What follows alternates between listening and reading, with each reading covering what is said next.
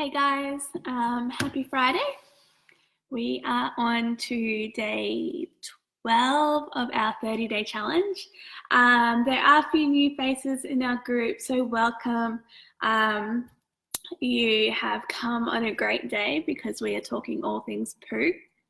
A great way to welcome you into the group, but I just want to start by saying it can be hard to take people seriously when you're talking about poo, but I want you all to recognize that it is like quite a serious thing, and it is a really good a way to tell how your gut health is functioning and maybe what you need to work on to get your digestive system back on track.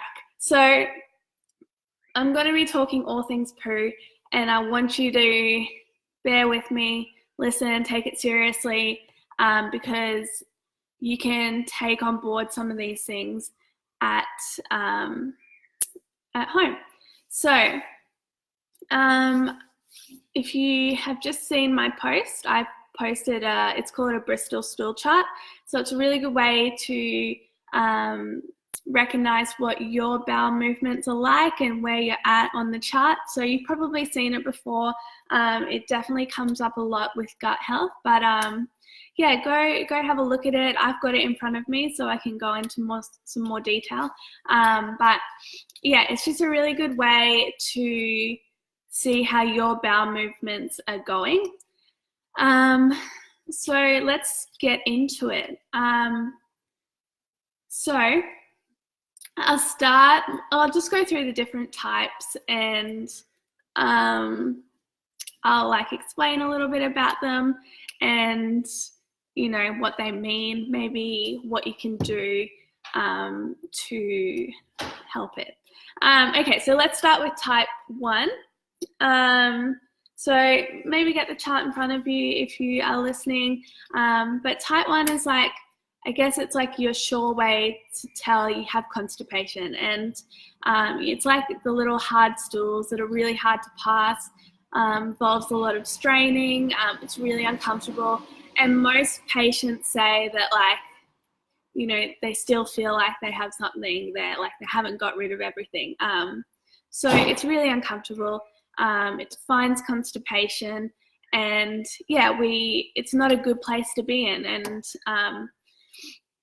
yeah, so with this type, and it's very similar to type 2 as well. So look at type 1 and type 2. They're very similar. Type 1 is maybe just a more extreme form of constipation, but type 2 is also linked to constipation as well. So, there's a lot of abdominal discomfort because of the straining. Yeah, it's just uncomfortable. So 3 main, or the most prominent things that I see that link to constipation is our diet. It's a really big thing, and it can cause constipation quite easily. Also medications, a lot of medications, I'm not going to go into detail, but a lot of medications that we're on can kind of dry your body out and dehydrate you a bit. So a lot of medication can lead to constipation. So I recommend just maybe reading up about your medications, and if you are constipated, maybe question what you're on and how you can rectify that. And then thirdly, well, actually 2 more. Water intake is a really big one. Always question, are you drinking enough water? Especially as it gets colder and colder, we don't have that tendency to grab a glass of water, but this is a really big thing as well. And also lastly, fiber intake, of course. So we did a whole day on fiber intake, the insoluble versus soluble fiber, resistant starch as well. So if you are constipated, I would really look at adding some insoluble fiber into your diet, and I made a list. You can also Google insoluble fibers. There'll be a whole list that comes up, because insoluble fibers go straight through to the colon, they absorb a lot of water, and they increase your digestion. So that could be a really great thing to look at, and it could help you overcome this constipation period. So yeah, 1 and 2, I won't go into number 2, but they're very similar, same issues that can cause them, same things that can also help you recover from these and start getting your bowel movements a bit more back to normal, I guess. So speaking of normal, 3 and 4 are usually considered our normal bowel movements. So 3 and 4, they're a lot softer. They're one consistent bowel movement, and you feel satisfied after it. Like you feel like you're not straining, you don't have that abdominal pain. They're easy bowel movements to pass. Yeah, so they're our normal ones, and that's what everyone should be aiming for. So 3 and 4.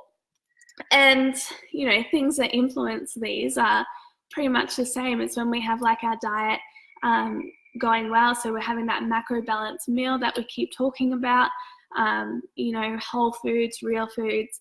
That's just going to help you get to these normal bowel movements.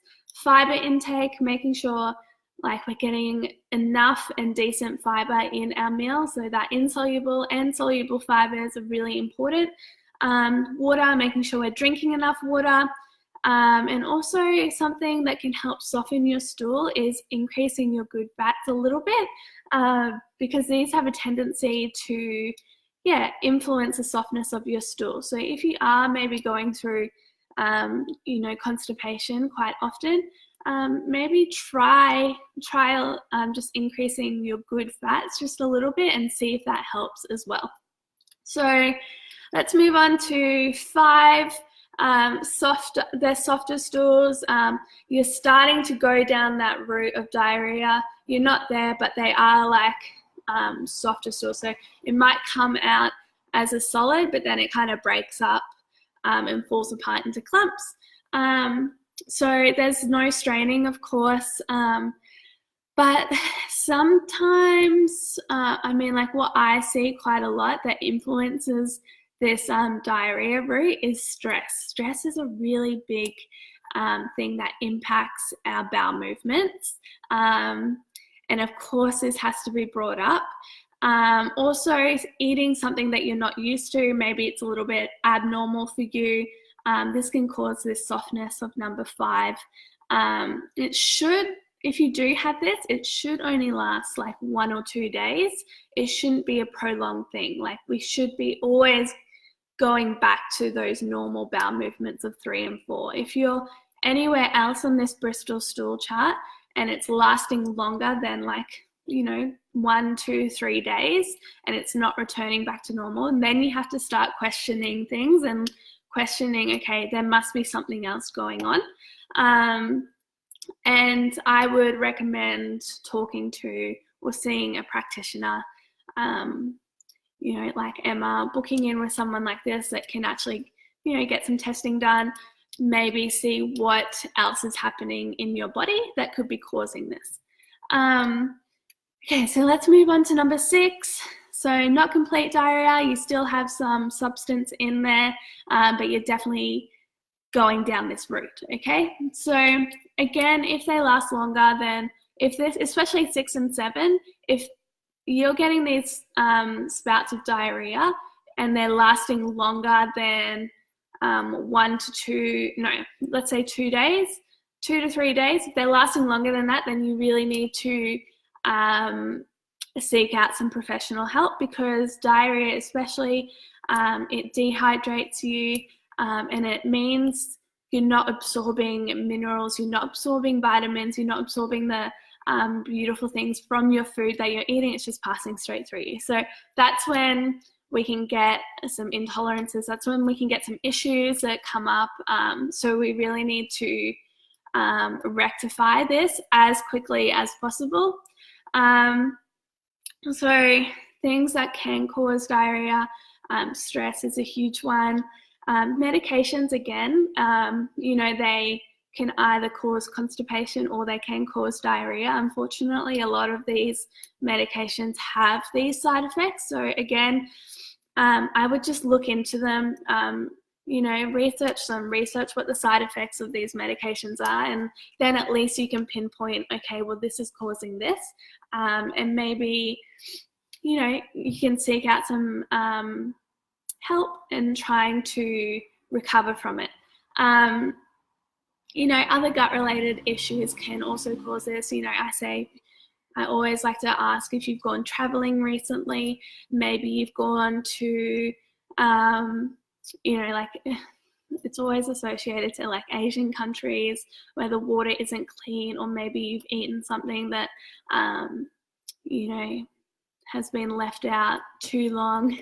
And this has happened to me. I went to the Philippines, came back with parasite, and had diarrhea for days, and it became a really big issue. So this is a really common thing too that can cause like yeast and parasites and things like that in your gut. So it's so hard to know if you've got this without testing. So testing is really important here again.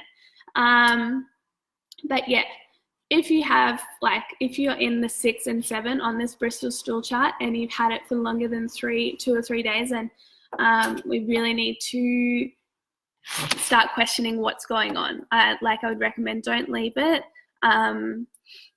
You can look at increasing those soluble fibers and try, if maybe you're really in a stressful situation, try deal with those issues. And if you still have diarrhea after these common things, then it's probably something else. Okay. So yeah, so that's our Bristol Stool Chart. I really recommend having this and referring back to it and just getting an idea of where you're at, because you need to know these things to kind of see where your digestive system's at, where your gut health's at, because your stool is one of the best ways to know. And everyone can have this chart and can see where their own digestive system is at, and you can make your own changes depending where you're at. So we're all aiming for that 3 and 4, and let's go into how often should we be pooing, like what is a normal amount. And I always say you should definitely be pooing at least once a day, every day, every single day. You should not go one day without doing a poo. And this should be one of those normal ones at 3 and 4. And if it isn't, then we need to do things to try and rectify that. But, a healthy digestive system, you really should be going to the toilet, pooing after every meal. So every main meal, like if you're having a really good macro-balanced meal every single day, 3 times a day, you should be pooing 3 times a day. Your digestive system should work in that rotation. But once a day is an awesome place to start, and then you can just improve from there. So yeah, again, it's normal for everyone to have occasional bouts of constipation and diarrhea. Like no one is perfect. You could go out for dinner with friends and just eat something that doesn't agree with you, and the next day be left with diarrhea. Like, it's a normal thing. But it's just when they last for longer than that 2 to 3 day period that something's going wrong and something isn't right. So yeah, and again, we see like stressful events in your life are a huge influence on your bowels. This is really, really important to know, because a lot of us are running day to day in a stressful situation, and we know that there are a heap of receptors in our GI tract, our digestive system, that pick up serotonin, that pick up adrenaline and that cortisol in that stressful situation. So if you are stressed, your digestive system knows and responds with things like constipation and diarrhea. So this could be the number one thing that maybe is influencing your bowel movements. It could be diet, it could be water or fiber intake. So my challenge to you today and it should be every day, is to take on board this Bristol Stool Chart. See where you're at, see what your bowel movements are doing today, tomorrow, the next day. Question if you're regular, if you're not, if you have constipation, if you have diarrhea, if you have normal bowel movements.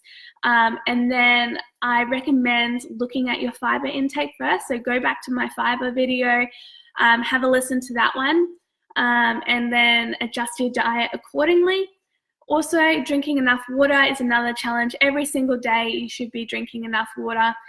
2 liters is a really good goal, but I think, everyone should be drinking more than that, especially if you're moving your body as well. And stress.